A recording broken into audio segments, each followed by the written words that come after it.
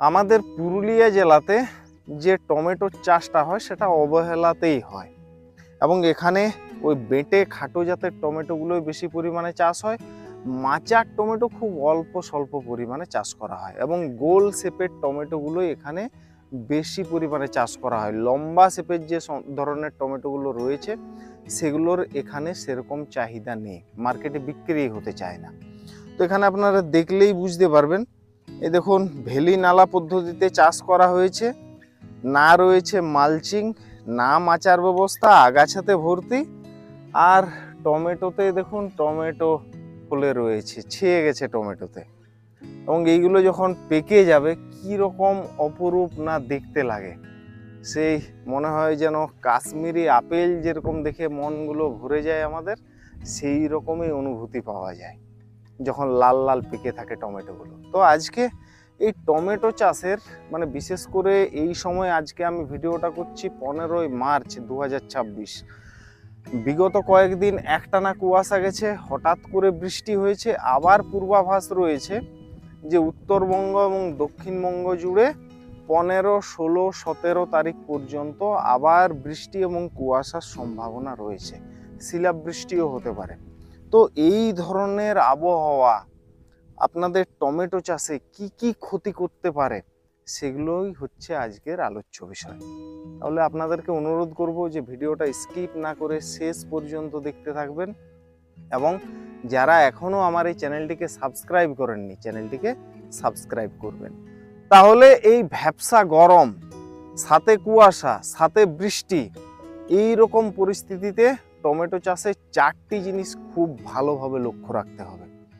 এই 4টি জিনিস কি কি না, প্রথমে হচ্ছে আর্লি ব্লাইট বা জলদি ধসা, এটা এই ধরনের পরিবেশে খুব দ্রুত ছড়াবে। অথবা নাবি দশা বা লেট ব্লাইট, এটাও এই ধরনের আবহাওয়াতে কিন্তু মারাত্মক আকার ধারণ করে এবং পুরো টমেটোর জমি আপনার শেষ করে দিতে পারে। আরেকটা হচ্ছে ফুল ঝরার সমস্যা, এই ধরনের আবহাওয়াতে প্রচুর পরিমাণে ফুল ঝরবে। তাহলে যদি সব ফুল ঝরেই যায় তাহলে কি হবে, আপনার ফলন সেরকম ভাবে পাবেন না, ঠিক আছে, প্রোডাকশন কমে যাবে, এই একটি সমস্যা। আর চতুর্থ নম্বরে হচ্ছে লিপ মাইনারের আক্রমণ। লিপ মাইনারের আক্রমণ এই স্টেজে কিন্তু একটা চরম মাত্রায় পৌঁছে যায় এবং লিপ মাইনার যত আপনার জমিতে আক্রমণ করবে গাছের স্বাস্থ্য কিন্তু তত জলদি ভেঙে পড়বে। তাহলে এই 4টা বিষয় নিয়ে আজকের আলোচনা হতে চলেছে। তাহলে প্রথমে আসি জলদি ধসা নিয়ে বা আর্লি ব্লাইট। এ কিছুই না, পাতার মধ্যে আপনারা বাদামি রঙের গোল গোল বা অনিয়তাকার দাগ দেখতে পাবেন, ঠিক আছে, এবং ওই যে দাগটা ধূসর বর্ণের যে দাগটা তার সাইডে হলুদ রঙের আভা থাকবে এবং যত দিন যাবে তত কি হবে, ওই দাগটার মাঝে আপনারা কি হবে, একটা চোখের মতো দেখতে পাবেন। বা বন্দুকের গুলি ছোড়ার জন্য যে টার্গেট বোর্ডগুলো ব্যবহার করা হয় সেই টার্গেট বোর্ডের মতো আপনারা দেখতে পাবেন, ঠিক আছে। বা অনেকটা গাছ কাটলে যেরকম ভাবে একটা দাগ লক্ষ্য করা যায় না গোল রিংয়ের মতো, সেরকম দাগ আপনারা দেখতে পাবেন। এবং এটা কি হবে, ধীরে ধীরে ধীরে ধীরে দ্রুত গাছে ছড়িয়ে পড়বে, পাতা এবং ডাঁটাতে এই ধরনের লক্ষণ দেখা যাবে এবং পরবর্তী সময়ে ফলেও এই ধরনের লক্ষণ দেখা যাবে এবং আপনার গাছে আর কোনো সবুজ পাতা আপনারা দেখতে পাবেন না, পুরো গাছ একেবারে শুকিয়ে যাবে এবং আপনি সমস্যায় পড়বেন। তাহলে এই একটা সমস্যা লক্ষ্য করা যাবে। আর একটা সমস্যা লক্ষ্য করা যাবে, এইরকম ভ্যাপসা গরম যদি থাকে, হঠাৎ একটানা কুয়াশা হয়, বৃষ্টি হয়, লেট ব্লাইট আক্রমণ আপনারা দেখতে পাবেন। লক্ষণটা কিরকম হচ্ছে, পাতার কিনারা বরাবর কালো রঙের বা ধূসর ছাই রঙের আপনারা দাগ দেখতে পাবেন এবং তার সাইডে কি হবে, গুঁড়ো গুঁড়ো সাদা সাদা পাউডারের মতো দাগ দেখতে পাবেন ওই দাগগুলো। এবং ওই পাতাটাকে যদি উল্টানো যায় তার তলার দিকে কি হবে, ভেজা ভেজা পাউডার গুঁড়ো গুঁড়ো দাগ আপনারা দেখতে পাবেন, যেরকমটা আলুর জমিতেও লক্ষ্য করা যায়। তারপরে কি হবে, এই রকম লক্ষণ দেখতে পাবেন, দেখতে দেখতে 1-2 দিনের মধ্যে আপনার পুরো জমিটা শেষ হয়ে যাবে, সম্পূর্ণ টমেটো গাছের পাতা কালো হয়ে যাবে, শুধু ডাঁটাগুলো থাকবে, কোনো পাতা থাকবে না, ফলগুলোও কালো হয়ে যাবে, নষ্ট হয়ে যাবে এবং আপনি মারাত্মক সমস্যায় পড়বেন।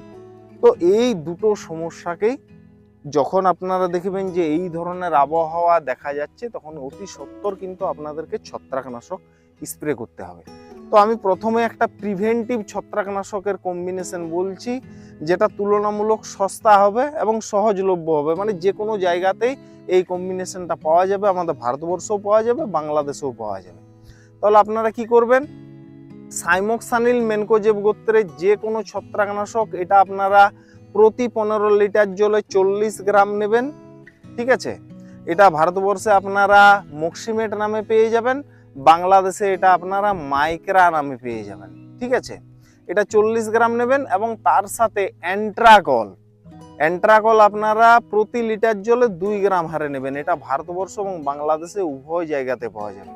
এই দুটোকে মেশালেন এবং তার সাথে কাসুগামাইসিন 3%, এটা ভারতবর্ষ এবং বাংলাদেশে উভয় জায়গাতে পাওয়া যায়, এটাও প্রতি লিটার জলে 2 ml হারে। এই তিনটেকে একসাথে মিশিয়ে আপনারা এই ধরনের আবহাওয়া দেখা গেলে অতি সত্বর যদি একটা স্প্রে করেন, তাহলে এই আর্লি ব্লাইট, লেট ব্লাইট এইগুলো আপনার জমিতে অত সহজে কিন্তু আক্রমণ শানাতে পারবে না। এই কাজটা কিন্তু আপনারা অতি সত্বর করতে পারেন। এরপরে যদি ধরুন আপনার জমিতে এই হয় জলদি ধসা বা নাবি ধসা এই ধরনের আক্রমণ এসে গেছে এবং এই ধরনের আবহাওয়া দেখা যাচ্ছে, তখন কিন্তু আর এই হালকা ফুলকা ছত্রাকনাশক ব্যবহার করে একে কিন্তু আটকাতে পারবেন না। তাহলে তখন আপনারা কি করবেন, সিনজেন্টার মিরাভিস ডিও, এটা আপনারা প্রতি 15 লিটার জলে 20 ml নেবেন এবং তার সাথে মক্সিমেট, এটা 40 গ্রাম নেবেন এবং তার সাথে কাসুগামাইসিন 3% প্রতি লিটার জলে 2 ml হারে, এই তিনটেকে একসাথে মিশিয়ে স্প্রে করবেন। সব ধরনের সমস্যাগুলোকেই কিন্তু দারুণভাবে আটকে দেবে। আর বাংলাদেশ থেকে যে সমস্ত দর্শক বন্ধুরা দেখছেন, আপনাদের ওখানে তো মিরাভিস ডিও পাওয়া যাবে না, আপনাদের ওখানে জ্যাম্প্রো পাওয়া যাবে। তাহলে আপনারা জ্যাম্প্রোটা প্রতি লিটার জলে 2 ml হারে নেবেন। ভারতবর্ষ থেকেও নিতে পারেন, ভারতবর্ষেও জ্যাম্প্রো পাওয়া যায়। এবং তার সাথে ভারতবর্ষের জন্য বলবো মক্সিমেট, এটা আপনারা প্রতি 15 লিটার জলে 30 গ্রাম নেবেন। বাংলাদেশের জন্য বলবো আপনারা মাইক্রাটা প্রতি 15 লিটার জলে 30 গ্রাম নেবেন এবং তার সাথে কাসুগামাইসিন 3% প্রতি লিটার জলে 2 ml হারে, এই তিনটেকে একসাথে মিশিয়ে এই দুটো কম্বিনেশনের মধ্যে যে কোনো একটা কম্বিনেশন যদি আপনারা ব্যবহার করেন, তাহলে এই দুটো সমস্যাকেই আপনারা কিন্তু দারুণভাবে আটকে রাখতে পারবেন। এরপরে আসি, যখনই এই ধরনের কুয়াশাচ্ছন্ন আবহাওয়া থাকবে বা হঠাৎ হঠাৎ বৃষ্টি হবে, তখনই কি হবে, টমেটোর ফুল ঝরার সমস্যাটা কিন্তু বেড়ে যাবে। তো এই ফুল ঝরার সমস্যাটাকে আটকানোর জন্য এই ধরনের যদি আবহাওয়া থাকে, তাহলে ভারতবর্ষের জন্য বলবো আপনারা বিএসএফ কোম্পানির মেরিভন, এটা প্রতি 15 লিটার জলে 10 ml নেবেন এবং তার সাথে মক্সিমেট, এটা আপনারা প্রতি 15 লিটার জলে 30 গ্রাম, দুটোকে একসাথে মিশিয়ে স্প্রে করবেন। এই সমস্যাটা অনেকটাই কমে যাবে। বাংলাদেশের জন্য বলবো আপনারা এমিস্টার টপ প্রতি 15 লিটার জলে 20 ml হারে ব্যবহার করবেন। এবং এই ছত্রাকনাশকটা ব্যবহার করার পরেও যদি দেখেন যে ফুল ঝরার পরিমাণটা একই রকমই আছে, তাহলে ভারতবর্ষের জন্য বলবো বায়ারের প্ল্যানোফিক্স, এটা আপনারা প্রতি 15 লিটার জলে মাত্র 3 ml ব্যবহার করবেন। এবং বাংলাদেশ থেকে যারা দেখছেন আপনারা সিনোফিক্স ব্যবহার করবেন। চতুর্থ নম্বরে যে সমস্যাটার দিকে আপনাদেরকে দারুণভাবে খেয়াল রাখতে হবে, সেটা হচ্ছে লিপ মাইনার। এবং এই যে গ্রীষ্মের আমেজ পড়ছে, এরপরে এই লিপ মাইনারের আক্রমণ কিন্তু ব্যাপক হারে বেড়ে যাবে। এবং লিপ মাইনারটা কি কারণে খতরনাক সেটাই আপনাদেরকে দেখাচ্ছি।